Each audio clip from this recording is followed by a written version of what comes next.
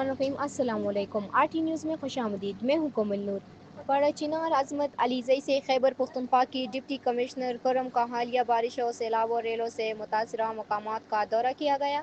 ज़िले करम पड़ाचिनार में हालिया शदीद बारिशों और सैलाबी रेलों से पैदा होने वाली सूरत हाल के पेश नज़र डिप्टी कमिश्नर करम इशफाक खान, AC अपर करम और TM और साजिद ने अपर करम में मुख्तलिफ मुतासरा मकामात का दौरा किया।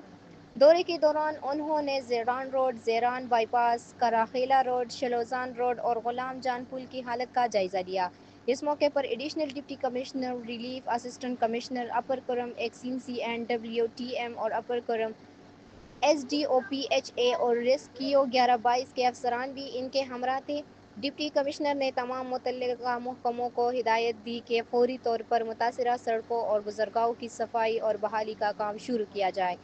बंद सड़कों और पुलों को फौरी तौर पर काबिल आमदोरफ्त बनाया जाए और जहां मुस्तकिल बहाली मुमकिन ना हो वहां आर्जी इंतजामात किए जाए ताकि आवाम को मुश्किलात का सामना ना करना पड़े।